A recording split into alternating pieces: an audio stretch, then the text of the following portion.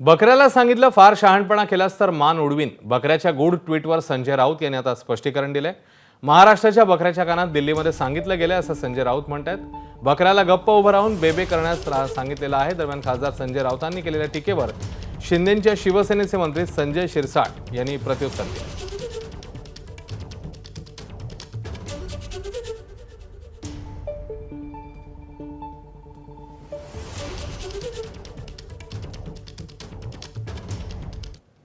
महाराष्ट्रातला एक बकरा आहे आणि तो बकरा खडकाच्या लाकडावर उभा आहे.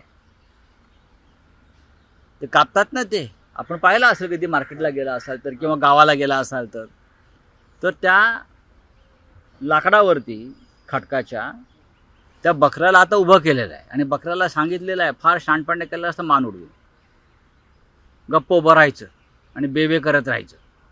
असं 2 दिवसापूर्वी त्या बकऱ्याच्या कानात दिल्लीत कोणीतरी सांगितलेलं आहे. आता बाद झालं, तुमचं खूप ऐकलं, तुम्हाला कळलं पाहिजे काय एसएनसी गट आहे तो. तुम्हाला युबीटी माहिती आहे ना, ते बरोबर तुम्हाला माहीत असतं हां, आणि तुम्हाला एसएनसी माहीत नाही. संजय राऊतला इतरांवर टीका करण्यामध्ये काय आनंद मिळतो माहीत नाही. आम्ही लाकडाच्या याच्यावर ओंडक्यावर उभे आहोत का कशावर? तुला काय करायचं काय? एकच झटका, एकच चिमटा घेतला तर लाही झालेली तुमची. तुम्हाला नेस्ता नाबूद केलं आहे आम्ही.